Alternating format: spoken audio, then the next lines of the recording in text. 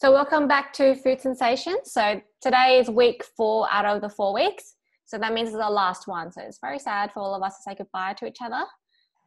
But we also have a different topic today, which is mindful eating. So that's the topic that we all chose as a group together. But just to check in, how did everyone go with their goals from last week? So great. Angela wasn't so great? No, it wasn't so great. It's just been a super busy week, that's all. Yeah. Did you manage to have lunch at least once or not so much? Or Well, I did manage to do lunch on Monday. What are we up to now? Wednesday? That's positive, yeah. Good day. So yeah. That's pretty good. Yeah. We're only 3 days into the week, so that's a huge win. Yeah. Okay. I mean, weekends aren't a problem. We do lunch on weekends. It's just work days that's a problem. Yeah. But so far it's 1 day, and you used to previously do none or, one for consistently as well. So now you were a bit more aware of it and you're working on it, which is great. Yeah. Yep. And as I said, I've put some healthy things, not extremely healthy, but I've put some muesli bars in the bottom of my desk drawer and some popcorn, but with just natural popcorn, no butter or anything like that. That's wonderful. That way you always have a stash of healthy snacks available to you when you're on the go. So that's really great. That's a really big positive. Yeah, that's really awesome.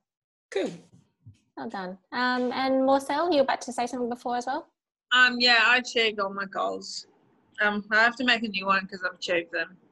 That's awesome. Yeah. What did you set last week, Marcel? I can't remember. No sugar and eat more bread. Oh, yes.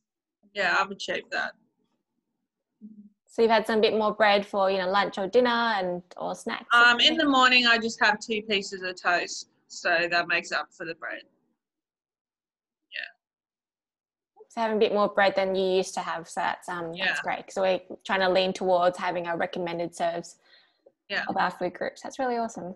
Yeah. And Eunice, I want to check in with your goals. Oh, yeah.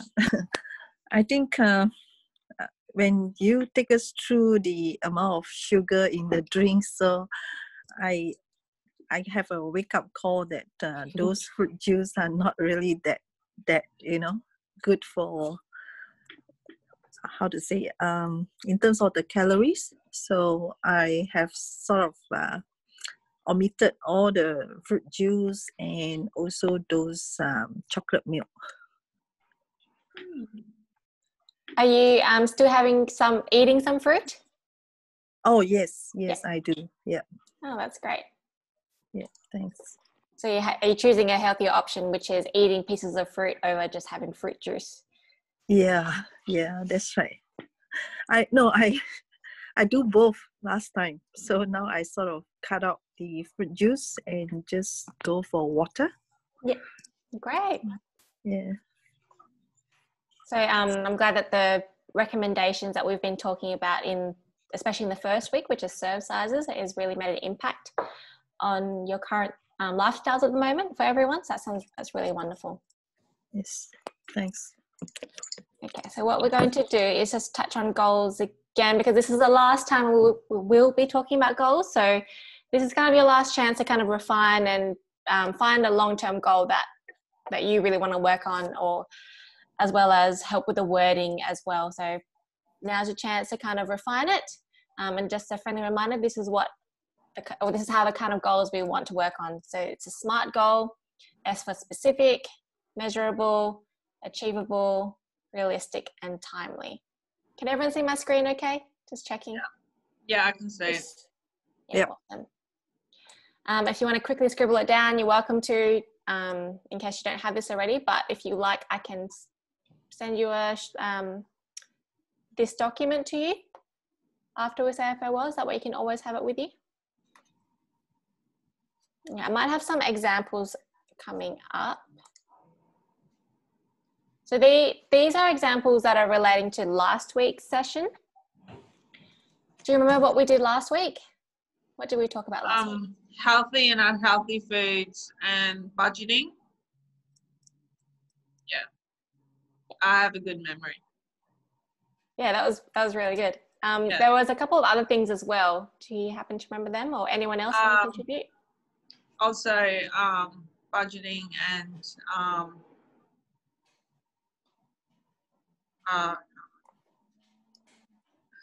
brain fog. Yeah. Angela or Eunice, do you want to see if you can test your memory as well? It feels like a long time ago now. So didn't we I remember do the main drinks ones, last which week? was healthy and unhealthy foods and budgeting. Yep. So we did budgeting, and so what was that, Angela? Did we do the drinks last week about sugar and... No, that was 2 weeks ago. Really? Yeah. So last week we did budgeting, which was that shopping trolley activity where you had to buy some food for a family of 2. Yeah. We talked about meal planning, so we talked about shopping lists and some of the benefits of writing. What goes in the pantry and the fridge? Yeah. Food safety. Talked about that too. Yeah, absolutely right. So we did food safety as well. So where do we store certain foods to avoid illness? And this was that meal planner that I was talking about. I sent a link in the email as well that would have led you to this. So if you had used that in the last week, that's really awesome. Did anyone happen to look at the links that I sent you? You didn't send any links. You just sent the Facebook link that you could join in, and also that's all you sent. You didn't send the Dropbox link. the Dropbox link. Yeah. Yeah. So all the resources, all the resources are in the Dropbox links. Yeah. Yeah. You did send that one. Yeah. Yeah. Awesome. And I can see, Fran, you've put in the Toasty Flatbread PDF in the group chat. Thank you. So in the group chat is the recipe that I'm making tonight. So it's actually very easy. Sorry about not setting it in advance. I must have just slipped out of the attachments. But we're just making I remembered you saying it had 3 ingredients, and I remembered it was, did you say yogurt and flour, but I couldn't remember the third one. Yeah, it was yogurt and flour, and then to season it, mixed herbs. But you could go without the mixed herbs. Is it self-raising flour or plain flour? Self-raising. But if you use plain flour, I think it would still work fine. Yeah.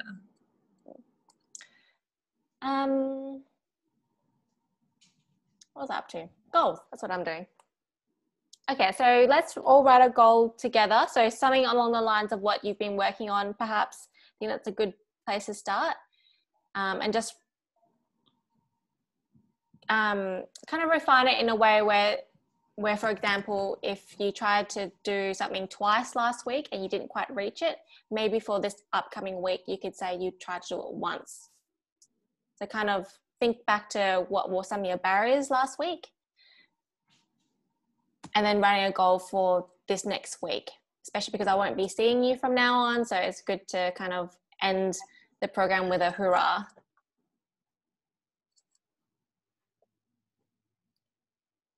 Do we have to think of one now?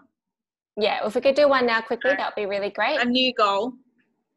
A new goal if you've already achieved yours. So Morsa, you said you've achieved yours. Maybe there's something else you could tweak. So maybe having... I have a new goal now, right now. Yeah. Would you like to share it with the group? Well, it's just the same as yours and Fran's. Drink more water, because I need to drink water anyway. I don't drink much water. So can I have that one as a goal? Of course. Thank you. You can have that as a goal. Because I don't drink much water anyway. So yeah. Do you have a specific amount, as in like one water at least worth, or? You have to drink about 6 to 8 glasses a day, and that's recommended. But maybe a litre of water will make up about 6 to 8.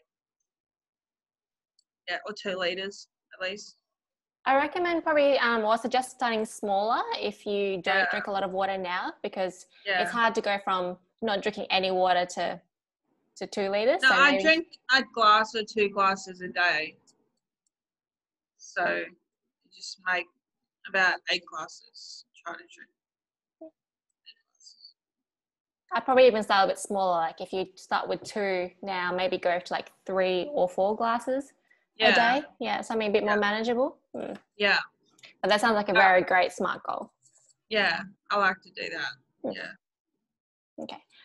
I'm going to, so I've planted the idea of starting on goals again, but what I'm going to do is I'm going to move on to the next activity, and then I'll touch on it again at the end. So I'll give you some time to kind of sit on your goal for a little bit in case you wanted to find a new one. So let me just get, okay, so.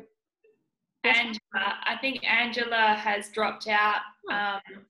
So you may have to look out for her to when she rejoins, Nis. Oh, sure.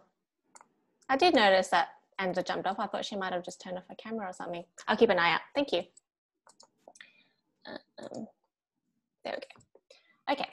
So today we're talking about mindful eating. So this is a topic that we all chose as a group together. Just warning sounds very scary, but I don't mean it like that. But it's just more of a disclaimer that when it comes to mindful eating, it does require a bit of thinking.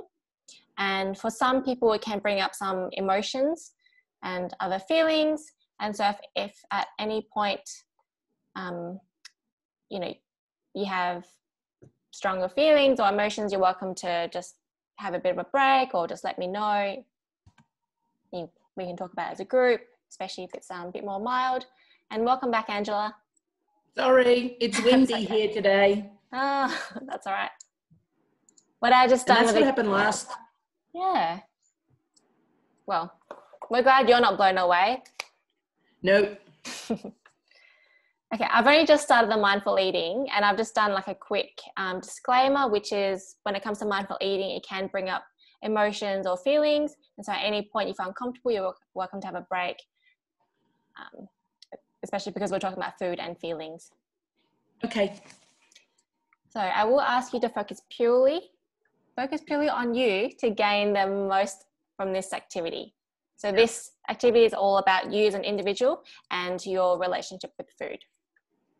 So let's all take a deep breath. My question to you is, why do we eat?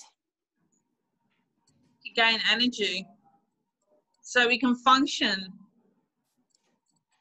Yeah. You need food to function. Any other reasons why we eat? So we don't faint either, because if you don't eat, you faint. You just black out. Yep. Sometimes to celebrate. Yep, sometimes we celebrate. So what are some reasons that we celebrate? Yeah, birthdays. Mm. Christmas. Yep. Easter. So we do celebrations, like happy celebrations. Birthdays. Yep. Yeah. Can anyone think of any other reasons why we eat? Eat to live. Eat to live, yep. Yeah. To function, not pass out. Yeah. Also eat to some people eat out of boredom. Fun. Yep, Yeah. I definitely do that myself. To indulge. Yeah. Yeah, definitely to indulge out of boredom. Yeah. I sometimes eat because it's lunchtime or breakfast time. Yep, because the clock's telling us to. It's a routine. Yeah, routine's a good one as well. Yeah. Just wondering, actually, I haven't asked you all, but do you all have a piece of fruit or something to help you with this activity today? I have a nectarine. Me too. Yes. Nice. Yeah. Some blueberries. Oh, I've got some cut up figs. Oh. Woohoo! Yeah, Were they left over from your little tart shells? yeah. I'm glad you saw that. Yeah, I chopped up all the figs and then I used most of it for the tarts, but there was just still a handful left and I thought I'll just save it. But, looking pretty good still. I'm glad you saw the tart. I did. Yeah, I really did not know what to do with them because I've never really had fresh figs before. I think I liked it. I think I've said like. You should love it next time. Okay. All right. Okay, so really great ideas, everyone. I really like that. Let's look at some of the reasons that we have written down. So you've said pretty much all of it. Some of the reasons is, to stay alive, so we don't pass out, we don't faint, to function, to give us energy to fuel for the day. Not anyone said hungry. No one said we eat when we're hungry, which is interesting. Yeah. That's a good one to recognize, is that there are physical signs that we experience when we are hungry. So there are things like a grumbling stomach, or I guess you're lightheaded and are about to faint, so you should eat. When you're feeling low energy. So they're the physical signs. Yeah. And then the other things we also mentioned are, besides the being hungry and the physical signs, we also eat because things taste or smell good, or it looks good. Routine, we said that one. Feeling emotional, whether it be happy or sad or anxious or stressed. Eating because we're with people and there's an expectation, or, whatever it might be, or feeling bored. And this one was a big one for me, procrastinating. So distracting myself from doing the washing, or distracting myself from studying. So lots of different kinds of reasons as to why we eat. Do you notice any similarities in some of them? What do you mean by that? So this one is a physical sign. Yeah. Do you notice anything about these ones down here? Yeah, it's the same as stay alive for health, nourishment.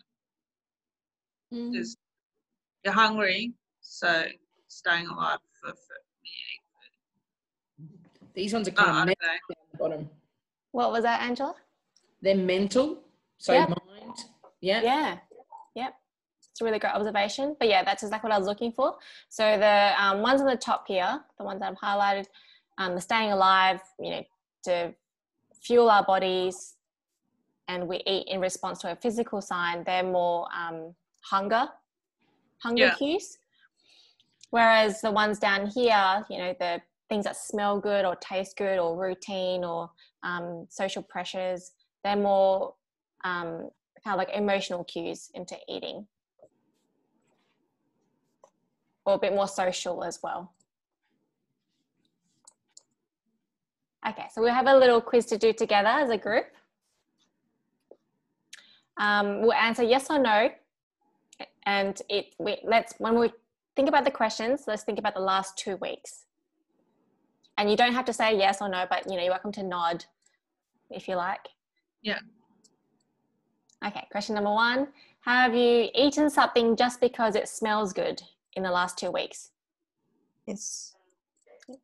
Yeah. In the last 2 weeks, have you eaten just in case you get hungry later? Yes. Yeah. I normally just eat when I get hungry, so. That's good. Have you, in the last 2 weeks, eaten beyond feeling satisfied just because the food tastes great, or to get your money's worth? Yes. Yes. It's nice.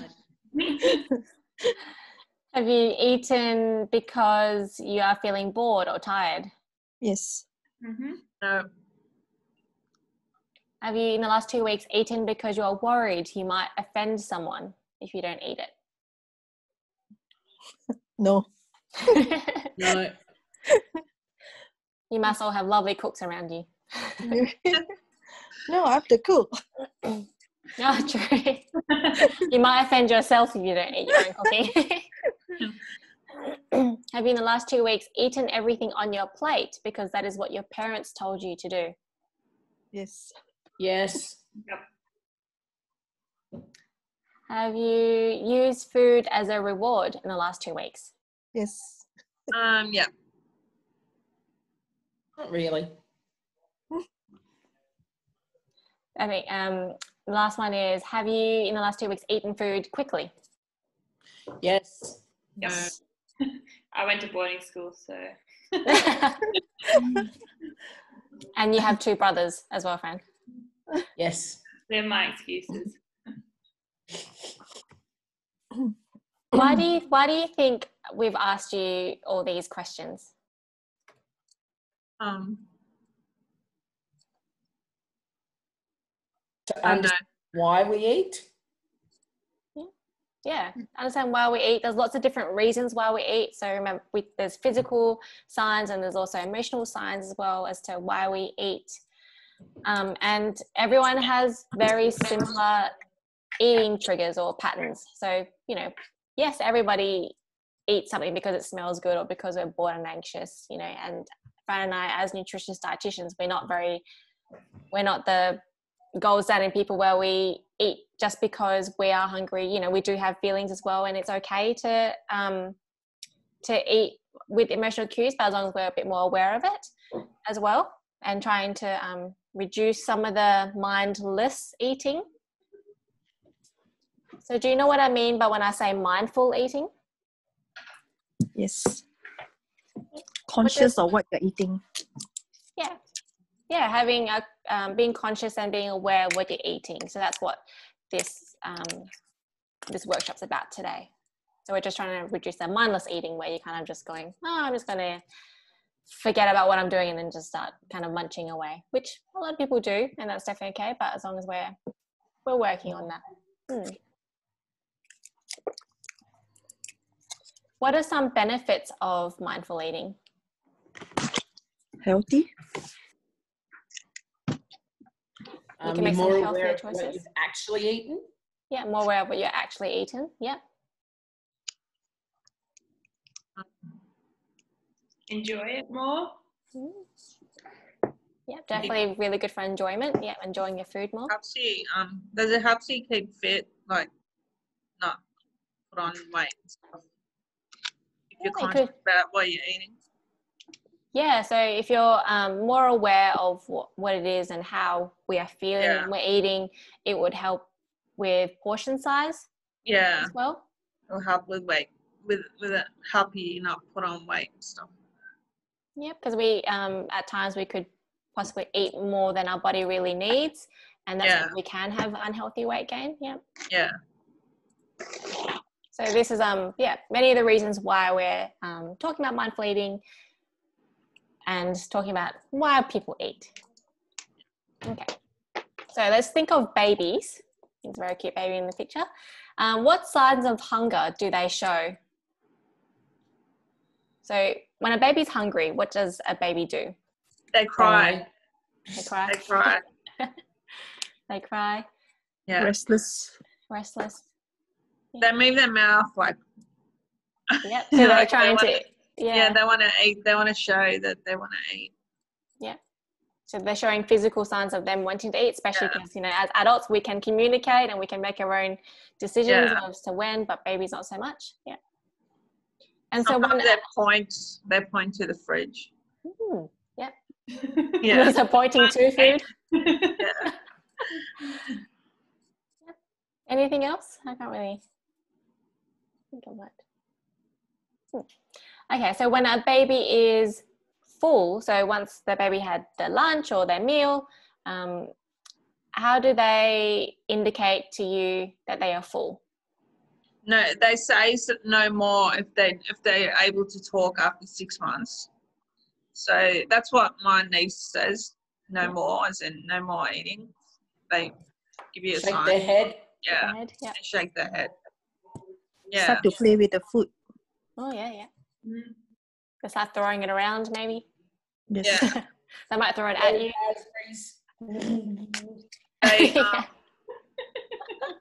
They push it away. They also push it away. Like they don't want to eat anymore. Yeah. Yep. Yeah. They do push away more so. Sorry, Fran, what was that? Oh, they clamp their mouths shut when I try and feed my nephew. Yeah. I don't want your food anymore, lady.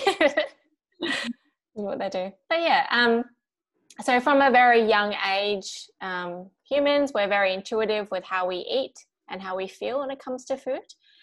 But then I guess as we grow a bit older, we kind of lose those intuitions and we get distracted with, with life, with activities, with people, or whatever it might be. And so we might, we kind of lose touch with it, is how it is that we really feel sometimes. So, and as adults, it's very easy for us to overeat something, or to kind Not of eat at all. Yeah, or not eat at all, or whatever it might be. So from a young age, we all have it inbuilt in us, but then we kind of lose those skills as we go a bit older. So it's time, there are people out there who are really great at it still, but then some not so much. But it's always good to just touch base with our basic inhibitions as well.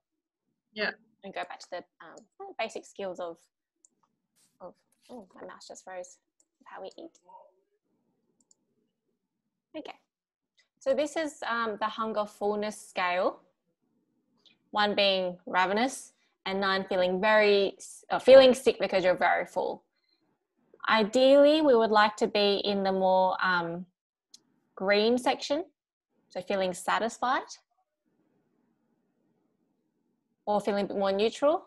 But for myself, even, I definitely, especially around Christmas or the holiday seasons or celebrations, I definitely get to the stage where I'm feeling very full, or even sometimes feeling a bit sick.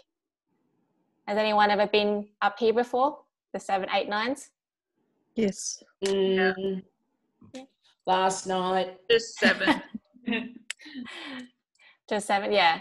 Yeah. So it's very common for people to kind of feel full after a meal, and that's when you think, okay, well, I've got my money's worth, or I've eaten enough, thank you for your meal, kind of thing. But what we really want to aim for is to feel satisfied.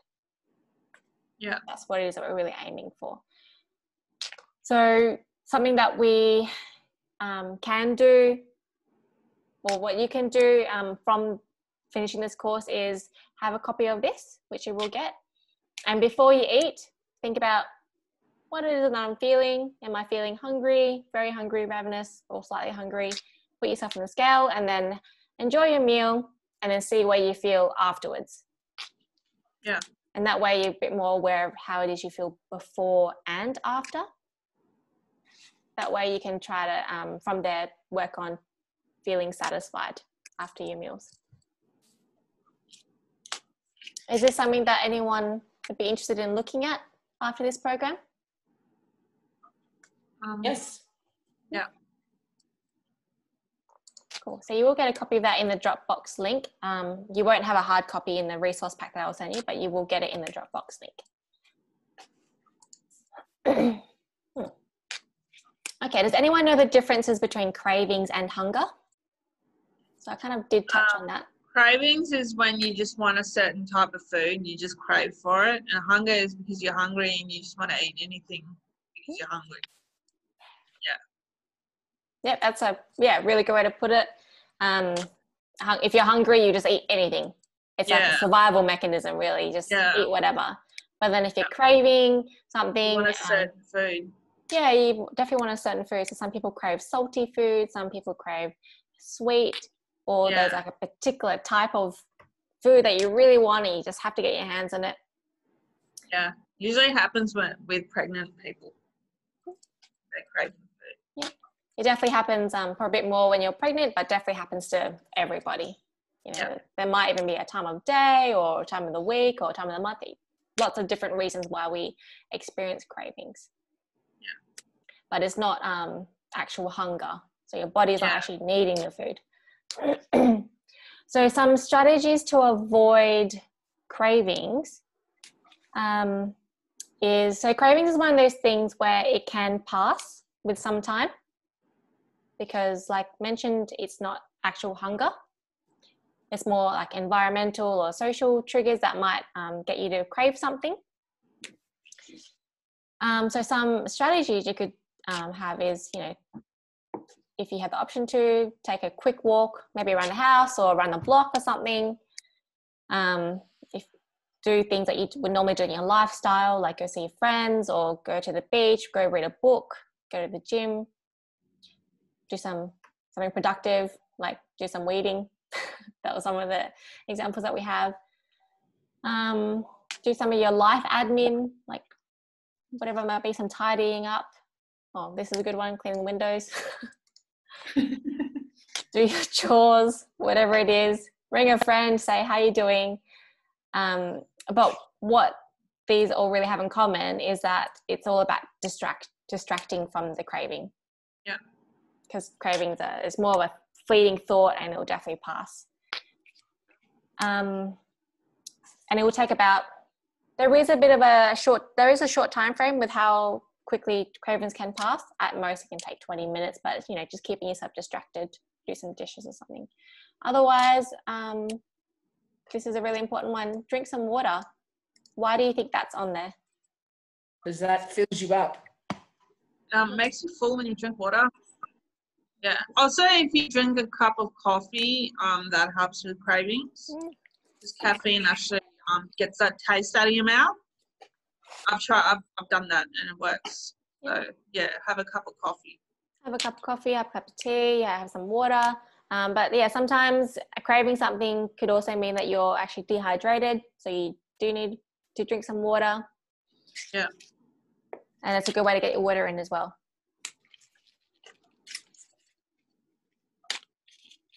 And then, a psychologist once told me that they have this thing called like 7-minute cycle, and he reckons that and he said, you know, like when you go shopping and you pick something up and you walk around with it in a shopping center, and then you like, you know, put it down again because you don't really need it. So maybe it works the same way. Definitely, I definitely think there's some merit to that. Yeah. So maybe that's what happens. Leave it 7 minutes, and if in 7 minutes you still want it, yeah. Yeah, it does work. Because when I actually fast, because I get cravings when I'm fasting, during the month of Ramadan, for religious reasons, I get cravings for food. So if I leave it for like 10 minutes and not think about it, it goes away. So it does work. Yeah. And yeah, definitely everyone works very differently as well. For some people it will be quick, like 7 minutes or 10, but some people might be 20. So we're all a little bit slightly different. Yeah. But as long as we're kind of a bit more aware of craving versus hunger. So remember, hunger is the physical cues. Yeah. So the grumbly, the sounds, the pains in your stomach or headaches, whereas craving is a bit more like salivation or craving a particular type of food. Yeah. Okay, so the art of eating mindfully. Okay, so just like Eunice said earlier, it's more about being aware. So mindful eating is eating with awareness, eating with intention and attention. And you want to be in the moment while you're eating your food, just to kind of avoid the robot mode of where you're kind of just not thinking about what you're eating and then just kind of just being drifted away into other thoughts or doing other things. So what does it mean in practice? So it means eating when you're actually hungry and being able to stop when you're satisfied. So that was number 7 on the hunger scale. It also means paying attention to the food you're eating. So acknowledging our senses. So we want to use our 5 senses when we're eating, or as much as possible. So smell, touch, sight, hearing, and definitely the most important one is taste. One of the major reasons why we eat. Okay, so we're going to practice using our 5 senses together. And this is where your food item or your piece of fruit will come in handy. Everyone's got their fruit? Yeah. Yes. Yes. I've got my oozy figs as well. Okay, so we're going to be using our 5 senses and I'll be going through them one by one. We're practicing with fruit today, but definitely this could be, you could practice this in your own time, you know, using anything. It doesn't have to be food. It could be with your cup of coffee or just, yeah. So I'm going to try and give you the skills to kind of practice it in your own time, and you can do it slowly, you can do it quickly, depending on where you're at. But yes, please don't eat your food yet. Okay, I'll go them one by one. I think I'll start with sight first, and then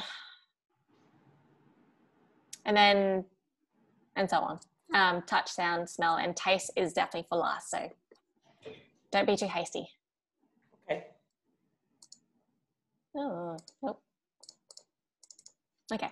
I guess I'll go through them slowly on this page. Okay, so I would like you to place your piece of fruit in front of you without touching it.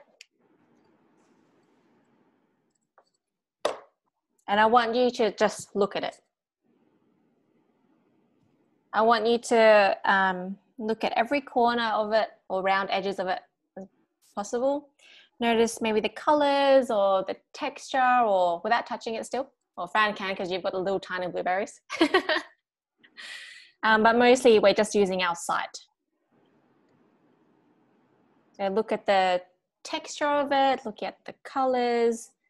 Does it have a coating on it? Does it not? Does it have a sticker on it?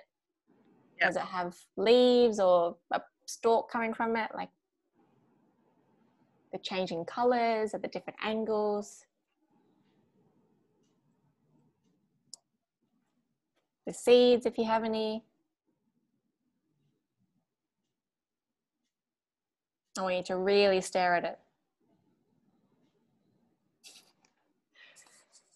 Does anyone notice anything about that piece of fruit that they would like to share? Like something different that they noticed that they haven't noticed before?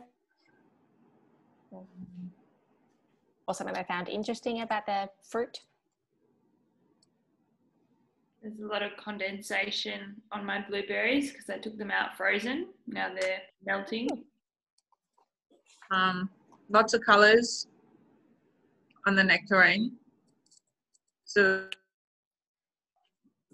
it's like really dark red, like maroon, and then red, and then orange, and then yellow. Mm-hmm. Yeah. So there's like changes in the color on the skin? Yeah. Yep. So it goes from dark to light.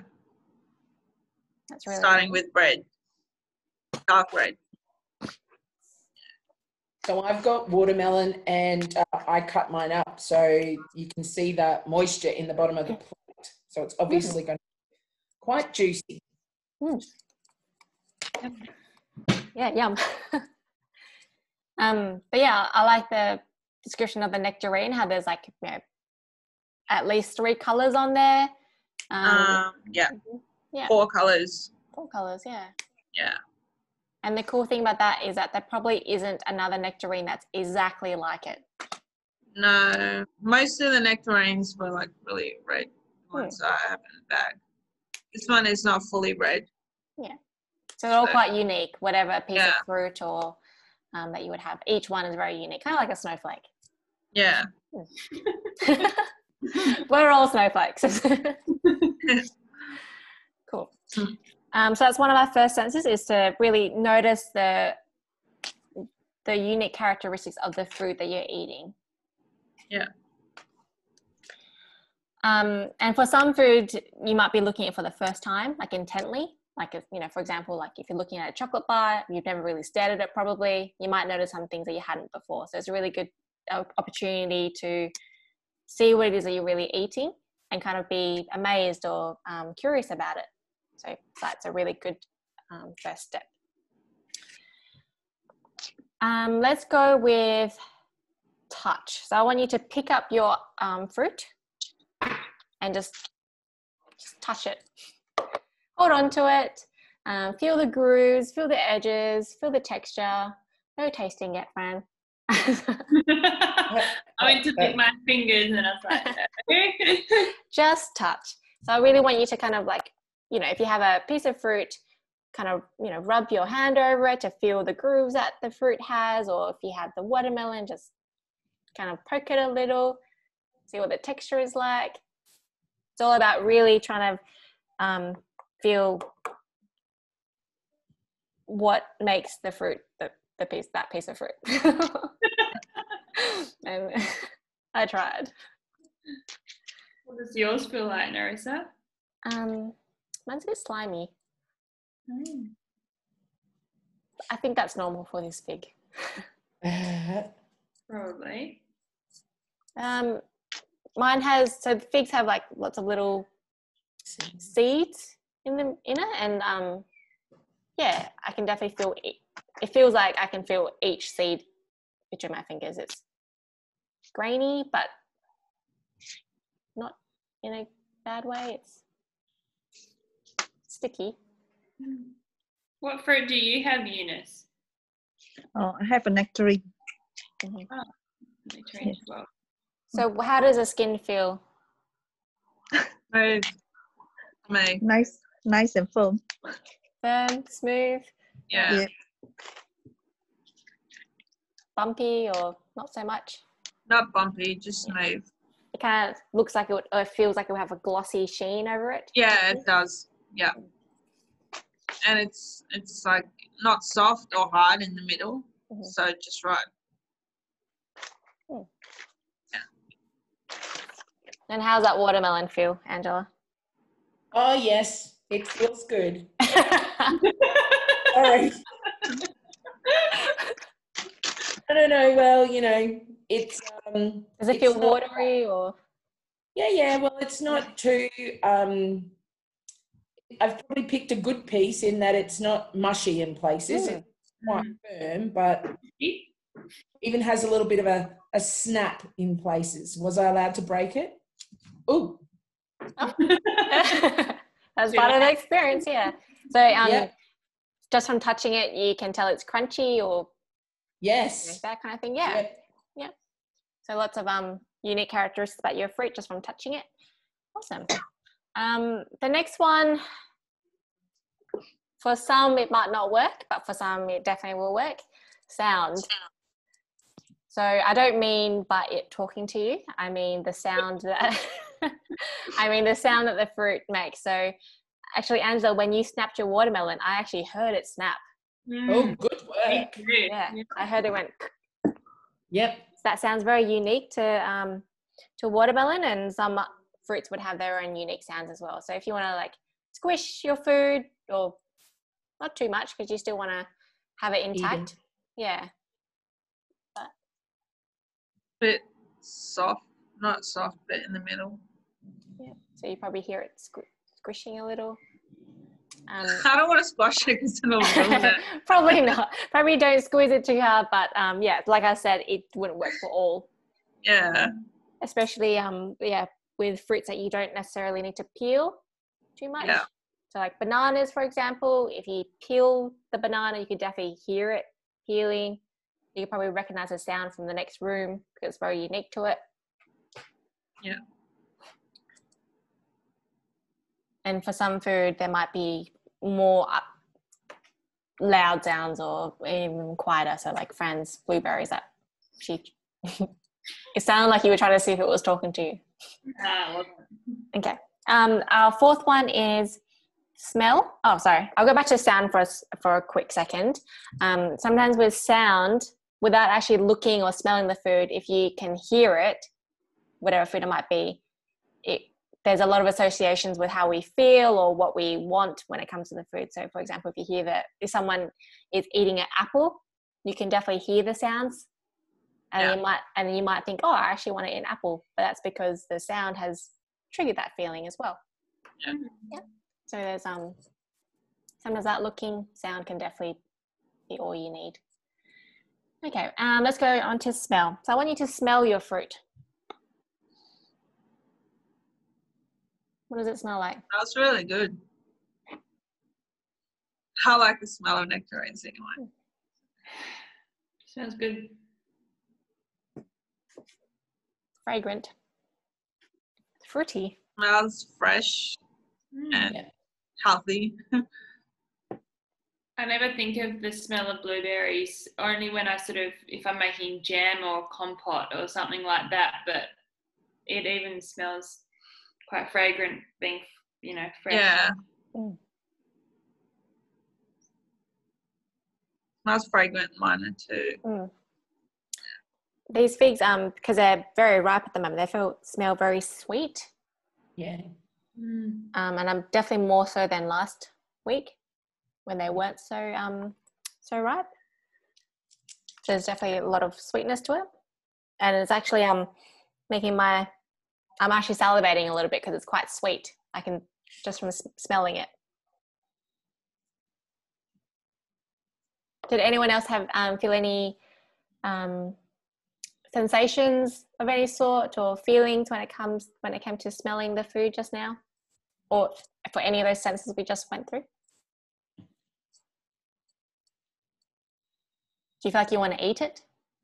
Live eating? Yeah. Yep. Yep. What was it that made you feel like you want to eat it? The smell of it. Smells really nice. I like the smell of fruit anyway. Yeah. So. Sorry, Angela, what was that? I just said the crunchiness. So it was more so the sound for you? Yeah. The touch of the texture and the sound. Yep. Yeah, so for me the texture probably isn't the best for me, but the smell of it is what's making me really want to eat it. All right, so I'll in saying that though, it's good to recognize that yes, there are 5 senses, but sometimes particular senses would be more attractive to you versus the next person. And that's why it's good to kind of take a step back sometimes before we eat a meal or before we have a snack to think about what it is that you're feeling, because someone else definitely wouldn't always be feeling the same thing as you. Our last one is taste. The kind of bite that would like you to take in a moment is a very small bite. So enough for you to be able to taste it, but not eating the whole thing, if that makes sense. So take a reasonable, regular sized bite and just let it sit in your mouth a little, slowly chewing it, kind of swish around your mouth a little and really break it down. Really taste the flavors. And think about what it is that you're thinking or feeling when it comes to eating that. That sugary taste in my mouth feels good. Also the juices. Juicy? Juicy. Mm-hmm. Yeah.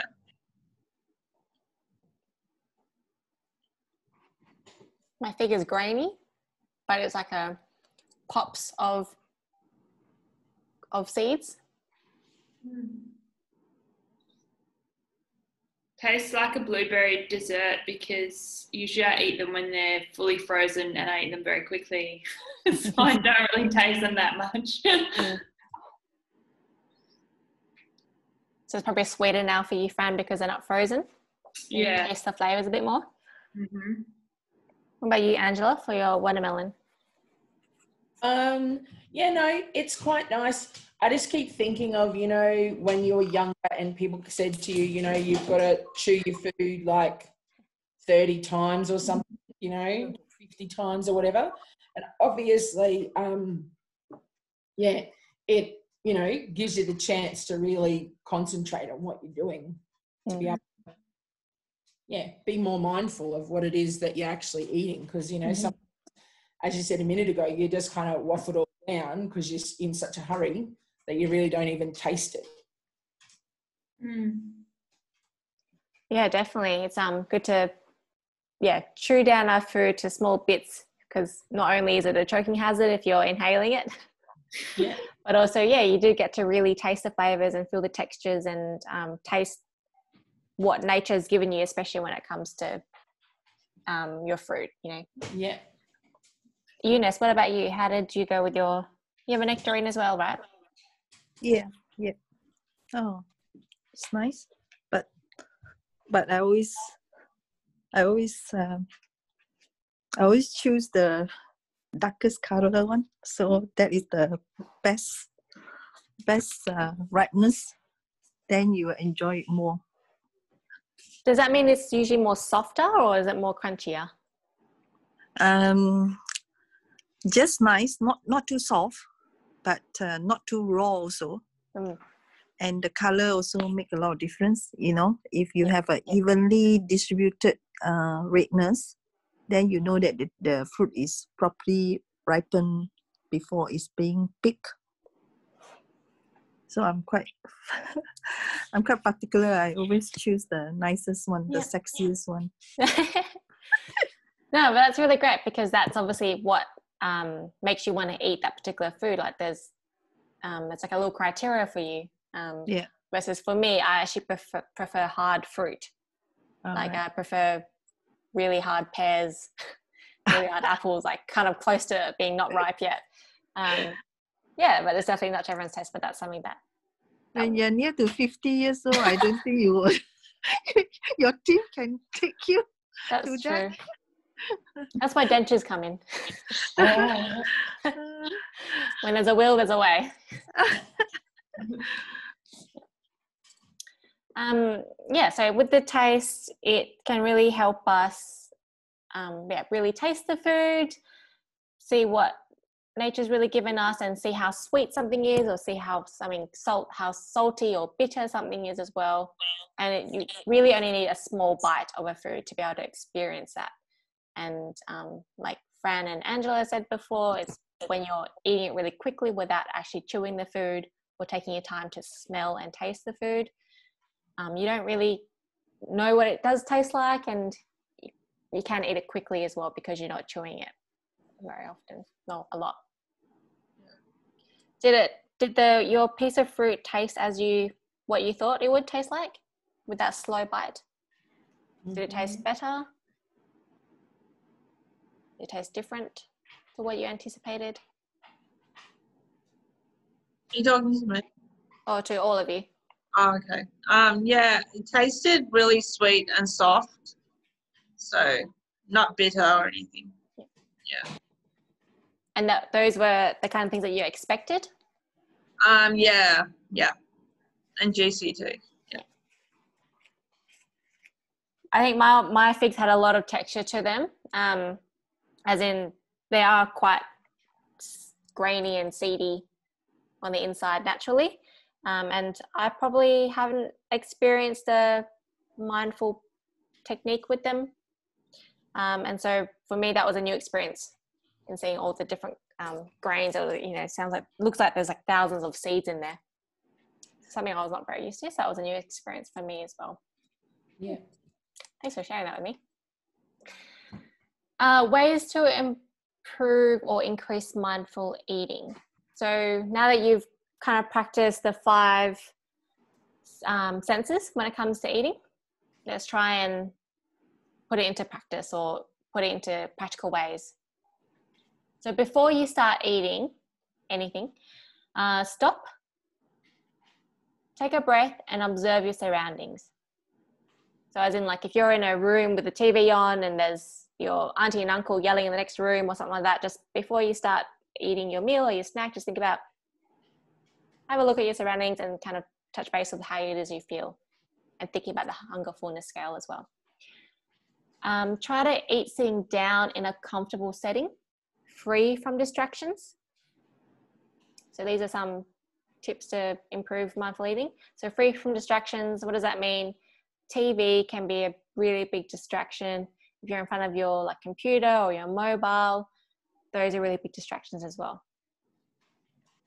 So when you're eating and you're in front of the TV or the computer, you're mostly concentrating on the device in front of you, and you're not really paying attention to your meal. Be prepared. So try to plan meals and snacks ahead of time so that you can allow adequate space in your day to practice mindfulness.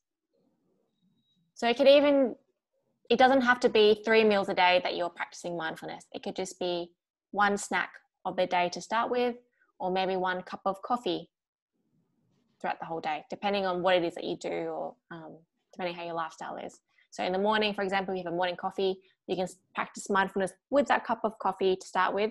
And then from there, when you practice that every day, it will become very naturally. And then you could always use those skills for the next snack or the next meal that you have. There are apps or journals that you could utilize, so to keep track of what it is that you're feeling or what you notice. There's definitely lots of mindfulness workshops available out there, and free programs out there available as well, like something similar to Food Sensations or something that's more specific to mindfulness. So really, in a nutshell, before eating, ask yourself if you're hungry or you're just craving something. If that doesn't really work, then distract yourself with tiny little tasks, menial tasks, or have a drink of water. And if we can, let's practice mindful eating at least once per day. So it can be something very small with having a piece of fruit or having that cup of coffee.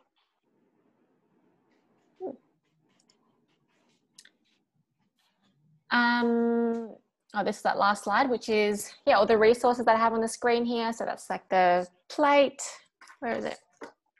There's plates, booklets, sheets and whatnot. I can send these out to you if you all respond to my last email tomorrow with your postal address. I can post it out for you. And so Angela, I know you're on the Facebook group. Yes. Yeah. And for others, if you're not, definitely join the Facebook group because it's a really good way for you to keep in touch, because after this program, it's kind of like a farewell and I don't have Facebook. That's okay. You definitely have my email address then. Yeah. If you have anything that comes up, you're welcome to contact me. And on the Facebook group, there is many of us on there that look after the Facebook group. So we're always there as well for you to contact and keep in touch with us. Just to kind of follow up with this one, the in a nutshell part, what are some strategies you think you could do to implement mindful eating in your day? So I'm asking you now.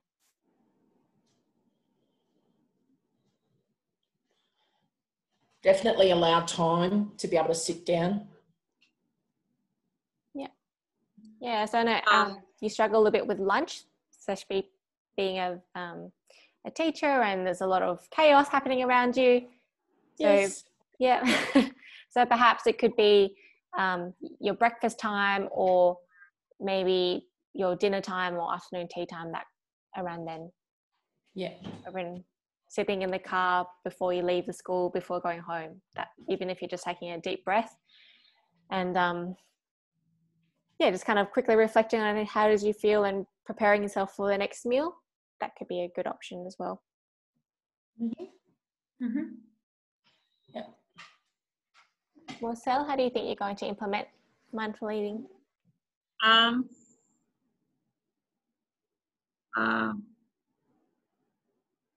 to drink water before my meal. It's like drinking water before your meal actually helps you like have portion sizes. Yes, it's always good to have a glass of water before your meal. And and that would definitely help with your goal as well. Yeah. Drinking more water, which is really awesome. Yeah. Eunice, do you have any ideas on how you could implement mindful eating? I think I'm pretty quite mindful of myself, because I need to prepare meals, so I have to make sure that it's a balanced diet, and also I'm more mindful that I'm going to cut down on meat and include more veggies, and also cutting down on carbo. So I think I'm quite mindful of this. That's why I spend quite a lot of time in planning before I cook a meal. Because I think I got a lot of critics in the house. It's very hard being a mother, I'm sure. Yeah. But it sounds like what you've just said actually touches on to all the topics that we've covered over the last 4 weeks, which is really great. Yeah. I'm happy because I looking at the chart, remember something like the pie chart, that really allowed me a bit. I didn't know that, the, what do you call that, the percentage of the, so that is something new to me. So I think, so I have to really have a paradigm shift. Yeah. That's a really good way to put it. Yeah, a lot of times we do know that we should be eating more vegetables, or we should be eating, it's recommended to eat a certain way or have particular kinds of foods in our diet, but then how to implement that, and that's where the serve size guides could come in handy to kind of give you a rough guide as to what it is you're aiming for. So more veggies, less fruit, or less unhealthy snacks, that sort of thing. So this poster, it is in all of the Dropbox links that I do send out, so you know, you could always print one out and put it in your fridge or somewhere around the house as well, just to kind of give you a friendly reminder of the lovely friends that you've made in the last 4 weeks, and also the content that we've gone through. Actually, I have one question. Yeah. We're talking about mindful eating, and what about in terms of the time taken to eat a meal? Remember, sometimes we sit down over a 8-course dinner. Is it better to eat like for 1 hour or half an hour, or is it better to eat for 2 hours where you eat and drink wine and that kind of thing?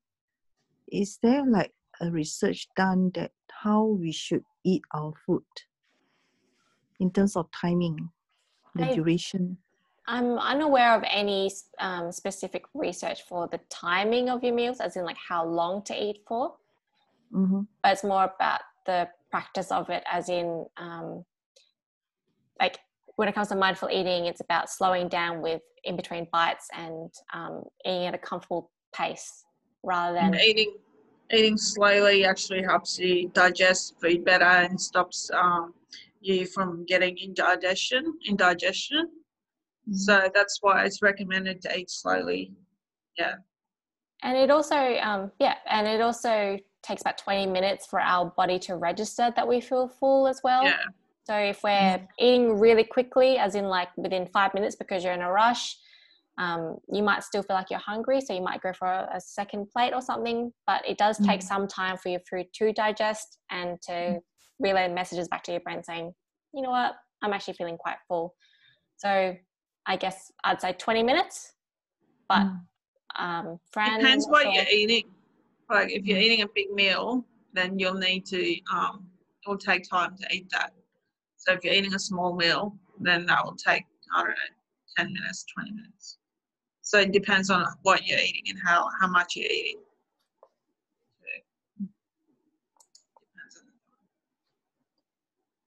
Narissa, to add to that, I think 20 minutes, I'm not sure about the sort of, the research in terms of other lengths of time, but as you said, just sort of taking the time to sort of, even if you maybe eat your meal faster than you intended, letting it sit there before going up again for a second plate. But nothing really more to add. Something that my partner's dad every so often does, well, when I do have dinner as a family, is he would have the dinner plate, that we're having dinner, and he would chop his food up, go for a bite, and then he'd put his cutlery down, chew the food, swallow it, and then he'll pick up the cutlery again to take the next bite. So so he does that. I've actually noticed that more recently, but that was his mindful eating technique. He does it unconsciously now. He just does it, didn't even think much about it. But that's his way of, giving some time in between bites, and always feels quite satisfied after his meal because he's not eating too quickly as well. So whatever strategies you take. I've been using my left hand to eat my lunch at lunchtime at work. I don't seem to remember it on the weekends, but that was my New Year's resolution last year. So I'm still been doing that. Because I'm a bit clumsy with my left hand, but it makes me stop and think about it a bit more. Yes, I remember when Fran first started doing that, I was like, you're not left-handed, are you? But yes, that was, I hadn't heard that one before until Fran did it, so that was a good one.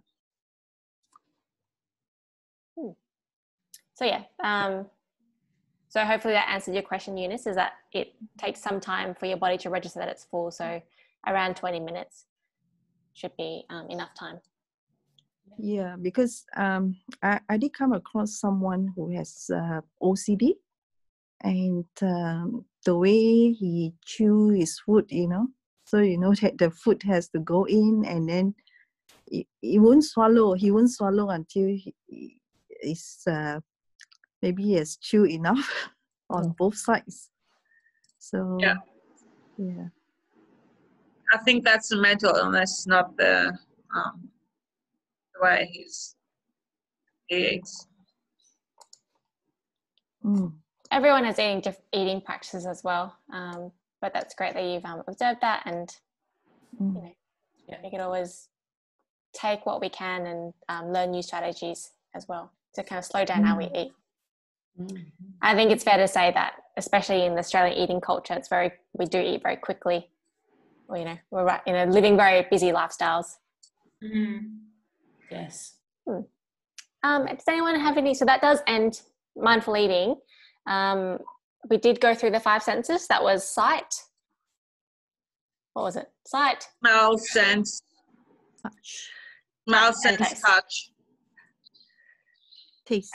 Yeah, and taste was last. Taste. Yeah. I know my senses, but when I have to say it out loud, what are they again? So we did practice that with our food. So hopefully with that quick practice, you can apply that into something else. Maybe tonight after we say our farewell, or maybe tomorrow. So try to do it in the next day, in the next 24 hours. That's your goal, to implement that into your snack or meal for the next 24 hours. And once you start doing that daily or once a day, daily, then it will become second nature. Yeah. And then you can do it for the next thing. Yeah. Any other questions or follow up? Because I'm going to move on to the cooking soon. It's actually. Are you able to send the links for the recorded videos of the 4 sessions on your last email? Yes, I will be doing that. All right, thank you. Yeah, no worries. And yeah, so Fran, can you hold the fort while I just transfer my camera? Sure, we might stop maybe for a 5-minute break anyway, and just get up and have a stretch. Good idea. Yeah. All right. Let's come back. So it's 6:11 for me. 6:15 or something. How much time? Yeah, 6:15. Yeah. Yep. So Yeah. 5 minutes. All right. Okay. I'll see you soon. Bye. Welcome back, everyone. All good.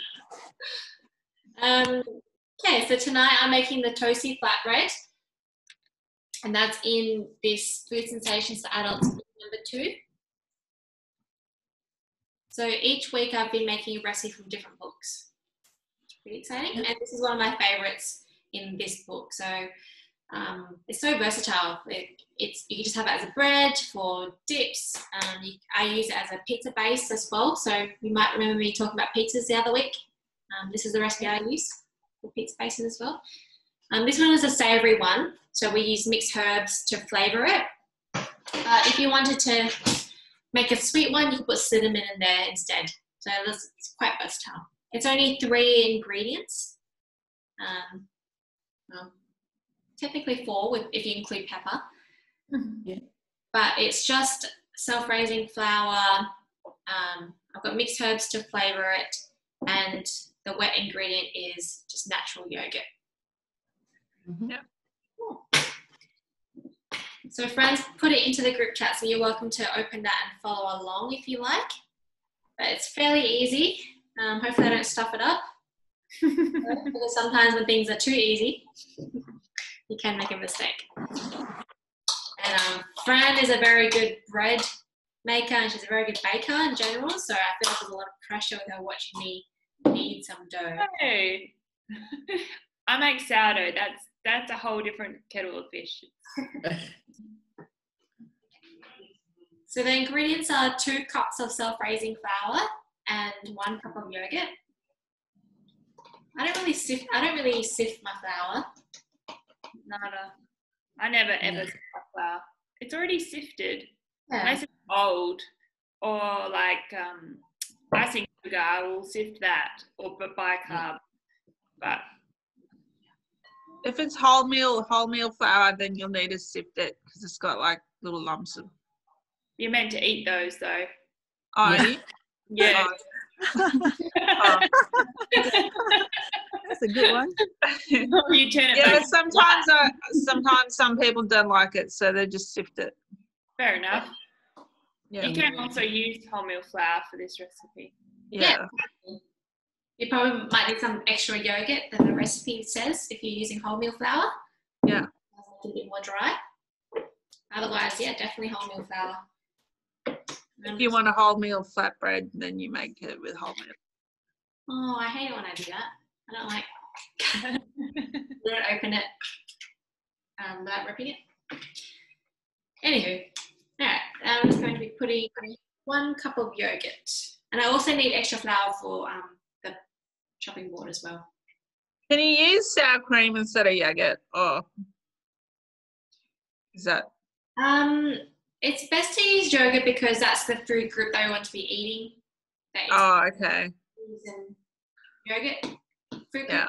one. But if you're going to use sour cream, it will probably change the taste of it. Oh, okay. Try to go for a light sour cream if you're going. Yeah. Otherwise, natural yogurt and sour cream, they're very similar in taste. Yeah. In terms of nutrient profile. Can we use Greek yogurt? Yes. Greek yogurt is natural yogurt. Okay. It's just It's got a not different name to it. No, I think Greek yogurt's strained, whereas natural yogurt isn't necessarily strained. So they are a bit different technically. Greek yogurt is more thicker and more, yeah, it's a lot thicker, I think. Yeah. And natural yogurt's a bit softer.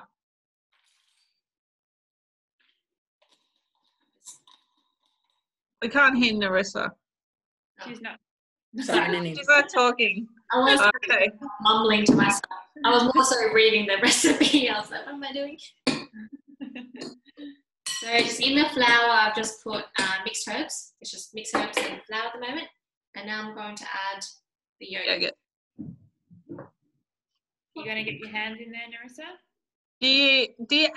Don't you add yeast? Because aren't you supposed to add yeast to the bread? Yeah, but it's going to be a flat dough, so you don't need yeast. Okay. It just makes it rise. Oh, yeast makes it rise, yeah. Yeah. Okay. Yeah. Cool. Okay. I will get my hands in there. But first I'm going to put some flour on the chopping board first, so I don't have to. I will be rolling it. No, that's just a silk both of it. Are you working from home, Narissa? Yes, I am working from home at the moment. Oh, okay. Because I thought you were working at the Foodbank place. I didn't think you were working at home. It's We're just not allowed to stay office late. closes at a certain time, so Oh, okay. I have to work from home because it's the evening. How long have you been locked down for? Like, how long has Foodbank been shut down for? It was only last week that it was. Oh, okay. It was actually open, but unless it was essential staff, so people Yeah. in the warehouse, we worked from home last week, and then this week we're all back in the office. But obviously for this program this evening, we're back at home. Oh, okay. Yeah. So you only work at home for the program? Yeah. It's in the evening. Oh, okay. We Cool. we have run programs from the office if it's really there. Yeah. Okay, cool. Yeah. So Foodbank didn't Yeah. shut down at all last week, even Yeah. during lockdown, because we're an essential service provider. Yeah. There's still people working at home in Melbourne. Yeah. Mm. We've been like working from home since like March last year. People have gone back to the office as well. Yeah, though. they have, but like you can still have a choice of working at home. Like if you want to work at home, you can. It's not recommended. Like it's recommended to work at home, but if you want to work in the office, you can work in the office or at home. So you have a choice, but there's still lots of people who just want to work at home. So, yeah. I think a little bit of both is good. Yeah. I think working at home is a lot easier than working in the office. I think it is. Yeah. More comfortable. Down there. What's that, Angela? I have 2 nieces that live in Melbourne. Oh, and Yeah. yeah, one of them works over on the other side of Melbourne. And so for her, she went back to work for the first time last week. Yeah. And she's wow. a 40-minute commute is very difficult now. You've only had to go from your bedroom to the lounge room. True. Yeah. Extra hour of sleep every day. Or something. Yeah. Yeah, we've been locked down for like a whole year now. Almost a year. Yeah. We're not locked down anymore though. We're only Not anymore. Oh, okay. So restrictions. Restaurants are open, are they? restrictions are open, but we still have to wear masks outside. So we have to wear masks if you're going out. If you're going to the workplace or you're going to a shopping centre or train or bus, you have to wear masks. But if you're going outside, like to go for a walk or out, just like outside, if you're outside, you don't have to wear a mask. But when you're indoors, you have to wear a mask. Like if you're in a cafe, you have to wear a mask. Or if you're at a workplace, you have to wear a mask. So indoors, you don't. You wear one, but outdoors, you don't. Yeah. So that's the only restriction that's actually still here. And it's a bit annoying because it's hot. It's getting hot. And when you wear a mask, it just feels so hot. It feels really warm. Yeah. Do you have any tips about mask wearing? I've been struggling a little bit the last 2 days, which I should not complain about. Take a breath. Like if you need to take a breath, just pull it down and take a breath for a bit and then put it back up. Because that's what I was doing. That's what most people do in Melbourne. Also, try to wear cotton masks, not the actual surgical masks. Yeah, cotton masks are a lot better. I do have a cotton mask. I still find it quite. People actually make their own. They just make one. Yeah. But make sure it's just one layer, not 2 layers. My sister-in-law made me this mask.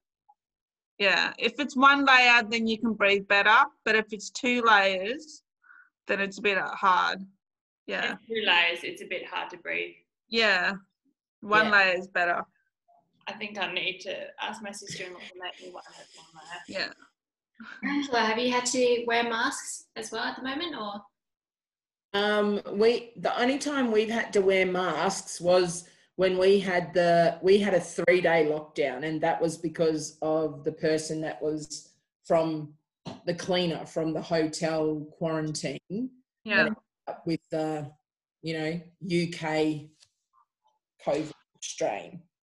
And so but the strange thing was, if you were at home and you wanted to go downstairs to garden, you had to wear it once you walked out the door in your own yard.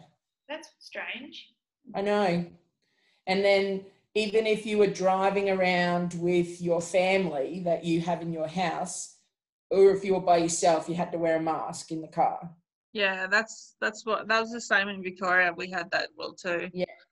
Yeah. I think it's the same rules for lockdown restrictions, and every state has different rules, but some have similar. Yeah.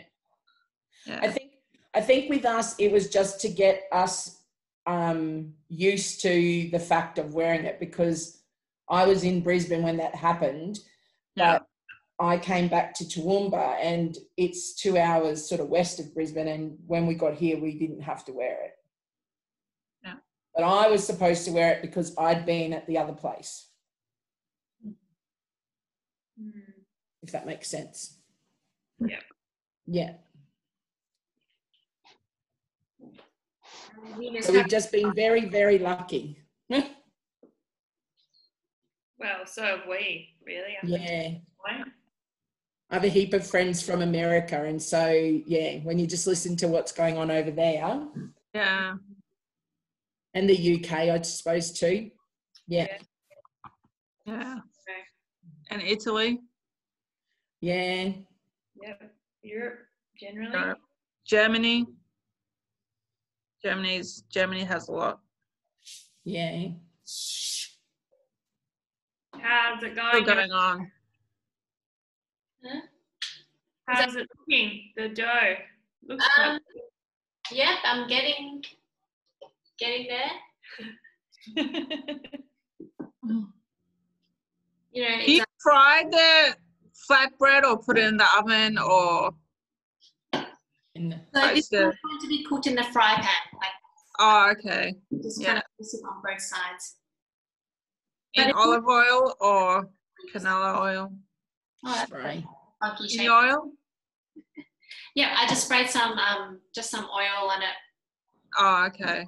but it really doesn't need too Much oil. Yeah. So yeah, I guess they're going to come out lots of different funky shapes depending on how you roll it. At the moment, that's my first one.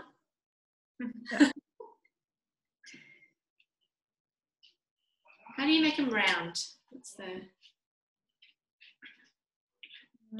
Round's just a bit boring, isn't it? Yeah. Yeah. Square's good. It's a bit hard to make a square. Unless you're using something like a piece of, and then you can cut it up and using a knife, make it into squares. Is that a love heart, Narissa? Oh, kind of does look like a love heart. Do you have to make it really thin or just in the middle? At the moment, they're just about a centimetre thick. I think that's A centimetre. Yeah. It depends Yeah. also what you're making with them. If you're doing pizza bases and you can make them a bit thicker, but sometimes I use this recipe to make flatbread, so I make them quite large. Yeah. And then I might make them slightly thinner, and you can also they work really well in the sandwich press. Yeah.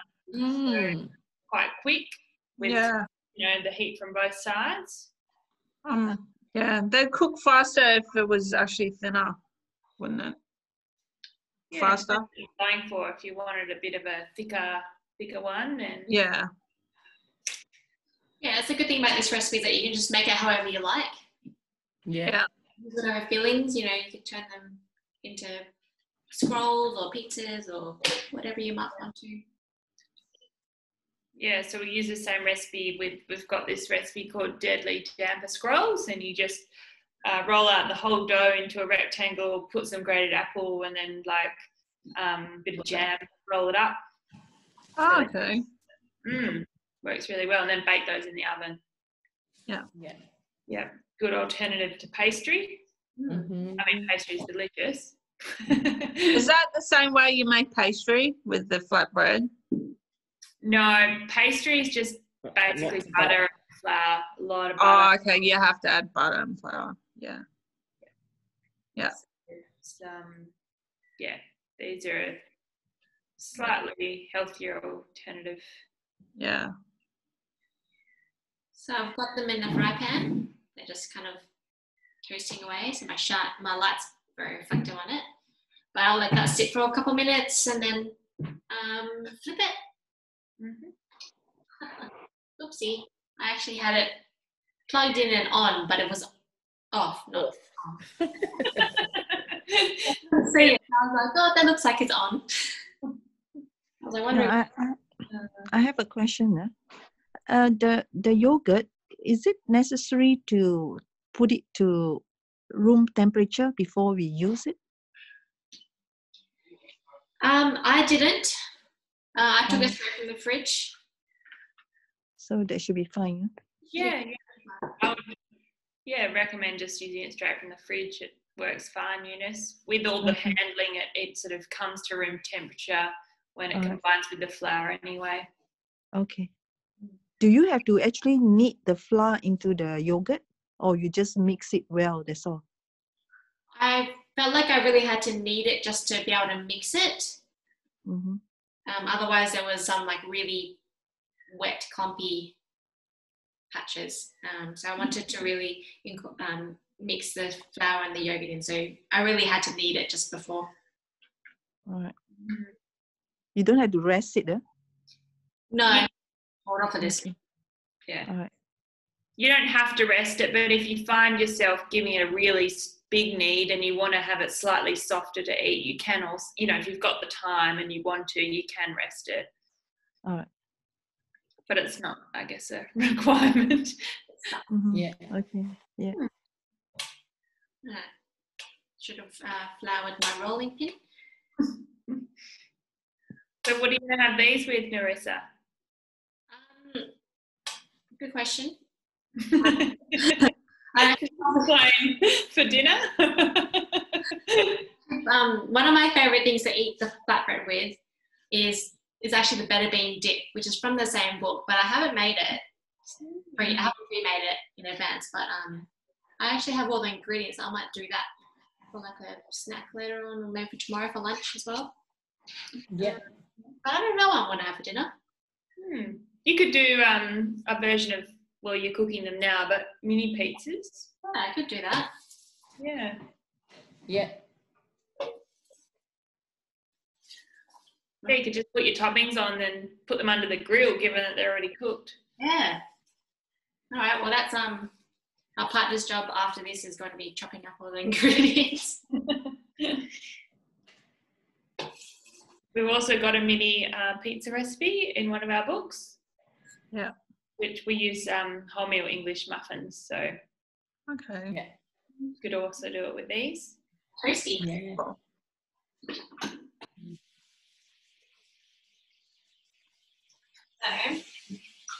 Did you make something? too as well. Sorry, Narissa? You could probably make pizza scrolls out of this as well. Put some tomato paste or sauce and then use the spinach. Yeah. Roll it up. Mm-hmm. I might do one.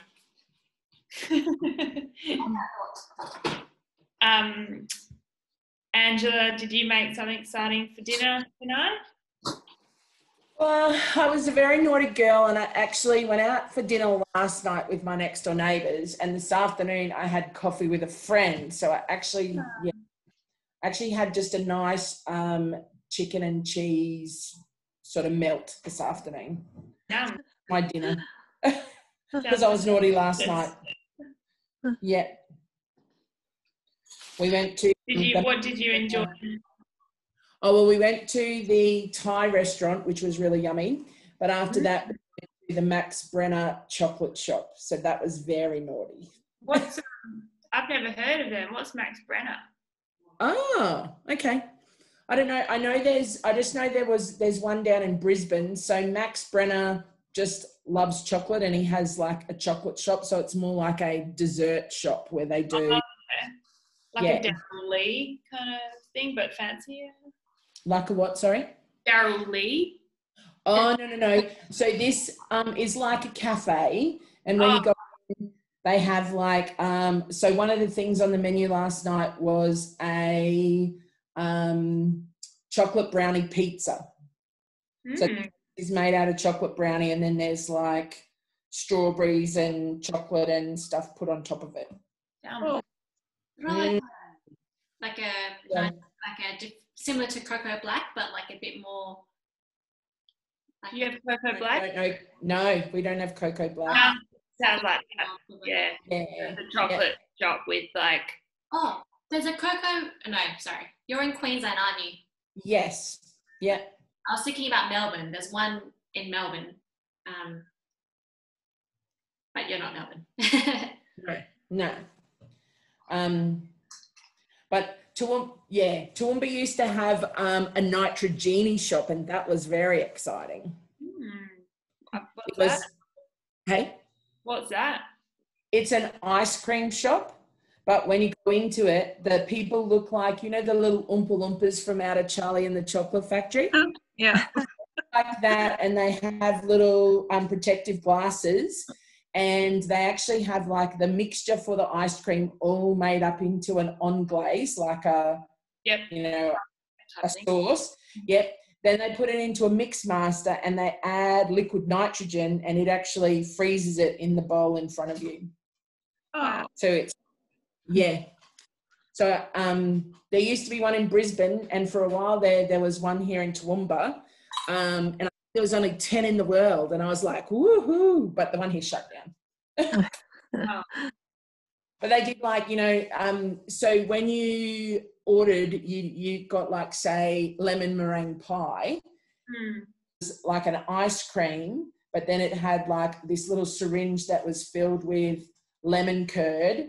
Then it had like marshmallow, like meringue put on top of it, and then it had some crumbs put on the top of that. Wow. Sounds amazing. Yeah. Yes. And they had like grandmas, they had like hundreds of brands of, you know, Granny's apple pie and all sorts of things. They had a wagon wheel one, and yes. But the Oompa Loompas were fun. Yeah. So yes, quite naughty last night. Sounds delicious. It was, but naughty. Yeah. Everything in moderation. Yes. Always space for treats. Yeah. They look good, Narissa. Yeah, making little pizza bites. Delish. So that's just spinach, tomato sauce, and cheese. Yep. So I used so whatever I had in the fridge, which was cheese, tomato sauce, spinach. Put whatever else you want in there, but that's what I just quickly grabbed from, you know, using my imagination. And I just used the little pieces that I had rolled out earlier that I hadn't cooked yet. I just I rolled it up into kind of like little cannellonis, and then I chopped them up into little 1 centimeter pieces, and I'm just cooking them on one side and then flipping it soon. cool. If you didn't cut them up, I wonder if they could be like little pizza sausage rolls. Yeah, probably. Should I try it? Yeah. Yeah. Go on. I probably would have made them like a bigger one then if I knew I was doing this. Yeah. Oh, well. Yeah. You know, we're improvising. That's what Yeah. fun. Experimenting. I just wonder if it'll kind of like this. Yeah. Oh, Might take a while. Yeah, that would cook though, wouldn't it? I'm gonna get some tongs after I wash my hands. The other ones look like they've turned out well. Could you show us in the camera? Yeah, I did earlier. I'll show you. I was doing it while you were talking, but this is how the bread turned out. I see. Oh, okay. Cool. Yeah. That's good. Yeah. Yeah. The mixed herbs really add something to it. I quite like it. You could also add spices. Yeah. Or make it sweet with cinnamon. Yeah. But yeah, that was the toasty flatbread. That was really quick and easy. Really versatile. It's just bread. Yep. Instead of buying your loaf of bread, but yeah, you get to make it yourself, which is pretty cool. Yeah. Oh. And it's more fresh that way. Like it's Fresh and hot. Yeah. I've also made those if I'm having a curry or something, then putting a bit of like olive oil and then some garlic and put them back in the pan as a version of naan bread. Yeah, I was going to say, yeah, we've done some little pizzas with naan bread, and I wondered actually, would the extra virgin olive oil be almost healthier than the yogurt? Yeah. It depends how much do you mean to combine with the flour or? Yeah, I'm pretty sure that we used milk and olive oil and just put it in with the plain flour to make our naan bread that we did. Oh, yeah. Cooked it in a fry pan the same sort of way. That would almost be healthier than the yogurt, if you know what I mean. Because yogurt has a fair bit of fat in it, doesn't it? If Well, you use light yogurt, it's better. you could use light yogurt. I mean, olive oil is also obviously pure fat, so it depends how much, you know. And it's also about, you know, what else is in the yogurt being a good source of calcium and protein, and it gives the dough a really beautiful texture as well. So either or, whatever. Both provide recipes sound like they would provide some good nutrients. Yeah. Okay. They're so cute. They are cute. From the cheese. They're cooking well.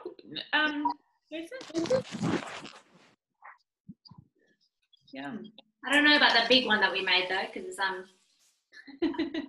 didn't quite seal it, so it's kind of unrolling itself while it's heating up. It's trying to escape. Could have just made it as a semicircle, like it. Don't they call them calzones? Calzone. Oh, you could do that.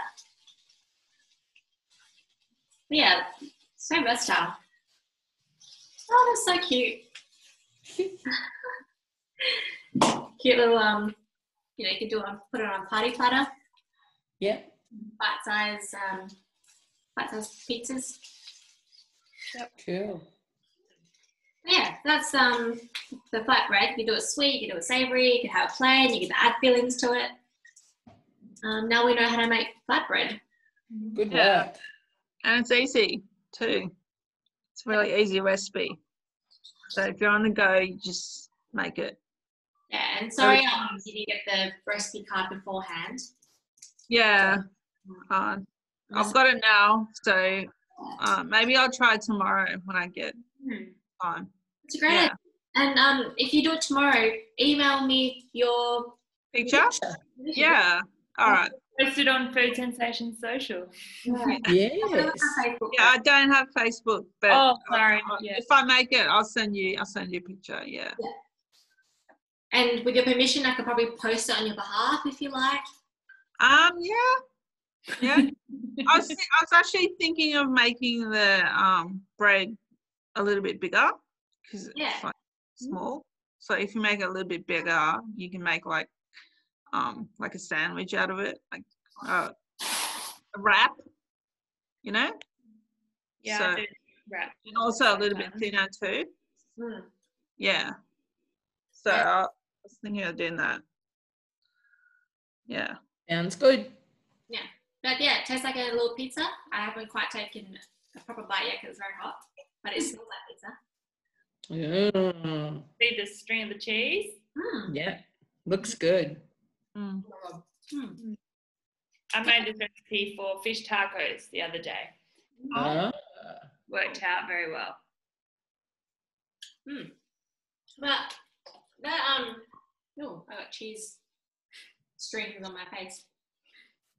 But yeah, that concludes the cooking. Thank you for joining me and with the toasty flatbread. And sorry again that you didn't get the recipe card, but now you do have it because Fran just sent it, and you will get recordings and all the resources as well. So tomorrow when I email you and you would like the hard copy resources, please do reply with your postal address and I'll post it away. Woohoo! But yeah, that concludes Food Sensations for Adults, unfortunately. That was a really quick 4 weeks, I think. Yeah, it was. We lost a few people along the way, but, you know. Thank you for your time and enthusiasm. Yeah. Yes. Thank you very much. Yeah. Thank you for joining. Yes. It's lovely getting to know you all. It was. Yeah.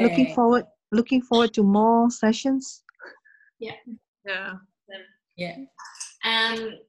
Not that it's homework, but there are some things that I wanted you to work on the next week especially. Do you remember what they are? Nothing goes. Set goals.